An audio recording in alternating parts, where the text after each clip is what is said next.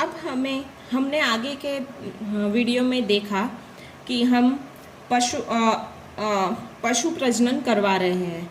पशु प्रजनन की विविध पद्धतियों में हम ज़्यादातर प्राकृतिक प्रजनन नहीं अपनाते हैं, क्योंकि प्राकृतिक प्रजनन से उनके अंदर प्रजनन की क्षमता या प्रजनन दर कम होने के चांसेस है। इसलिए हम कृत्रिम वीर्य सेचन के प्रयोग को इस्तेमाल करते हैं। कृत्रिम वीर्य सेचन के अंदर हम श्रेष्ठ नर का चयन करके उसका वीर्य एकत्रित करते हैं और उसके वीर्य को हम मादा के जनन पथ में अवक्षेपित करते हैं। अब इस प्रक्रिया के दौरान हम वीर्य को या तो निकाल के तुरंत ही मादा के अंदर अंतक्षेप कर सकते हैं या फिर उसे हिमीकृत के रूप में भी अंतक्षेप किया जाता है। इस पद्धति से जो प्रजनन का दर है या फलन का जो दर है वो बढ़ जाता है। अब हम देखेंगे मधुमक्खी पालन। मधुमक्खी पालन ज़्यादातर शहद और मोम की आवश्यकता के लिए ही किया जाता है। हम जानते हैं कि शहद का इस्तेमाल हम औषधि के लिए करते हैं, जबकि मोम का इस्तेमाल हम कॉस्मेटिक्स वस्तुएं तथा विविध प्रकार के पॉलिश के उद्योगों में करते हैं। मधुमक्खी का पालन का व्यवसाय किसी भी क्षेत्र में किया जाता है जहाँ पे जंगली झाड़ियाँ, फल के बगीचे तथा लहलहाती हुई फसल हो।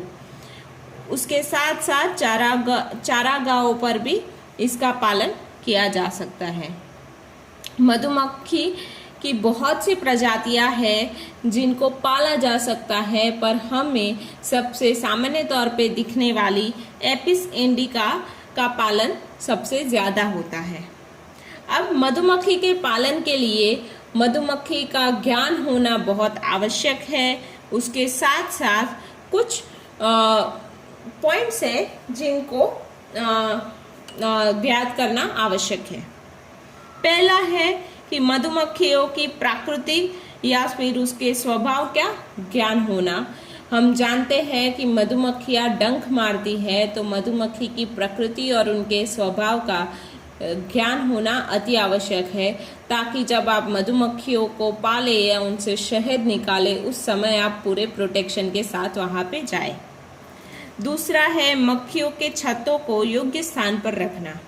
हम ये भी जानते हैं कि मधुमक्खियाँ फूलों में से रस चूसकर शहद बनाती है, इसीलिए मधुमक्खी के छत्ते ऐसी जगह पे होने चाहिए जहाँ पे उनको फूल या घास या पेड़ पौधे ज़्यादा मिले, ताकि वो उनके छत्तों से ज़्यादा दूर तक जाना ना पड़े रस को इकट्ठा या शहद को इकट्ठा करने के लिए। तीसरा है मक्खियों के समूह पकड़कर छत्ते में रखना। अब जो लोग मधुमक्खियों का पालन करते हैं उनके वहाँ पे मधुमक्खियाँ ऐसे ही आके बैठ नहीं जाती है। उनके वहाँ पे बने बनाए हुए छत्ते होते हैं। बस उन्हें करना ये होता है कि मधुमक्खी को पकड़कर उस छत्ते में रखना, ताकि मधुमक्खियाँ वहाँ पे बैठें। तो उसके लिए मधुमक्खियों के बारे में ज्ञान होना आवश्यक है। ज़्यादातर मधुमक्खियों में मादा मक्खी जहाँ पर बैठती है, जिसे मधुमक्खियों की क्वीन कहा जाता है, वो क्वीन जहाँ पे होती है वहाँ पे उनकी पूरी मधुमक्खियों का छत्ता होता है, या सारी मधुमक्खियाँ वहाँ पे होती है। तो सारी मधुमक्खियों में से उन क्वीन को ढूंढ के उसे उस छत्ते में अगर रख दे तो सारी मधुमक्खियाँ उस छत्ते में रहेगी। तो ये आवश्यक है। फिर है विभिन्न मौसमों में छत्तों का प्रबंधन करना। मधुमक्खियाँ ज़्यादा धूप वाली जगहों पे नहीं रहती हैं। उनको अगर सीधी धूप लगेगी तो वो वहाँ से उड़ जाएगी, और बारिश का पानी भी उनको अगर सीधा लगेगा तो भी वो वहाँ पे नहीं रहेगी। इसलिए मधुमक्खियों को मौसम के अनुसार उनकी सही जगहों पे रखना भी अति आवश्यक है।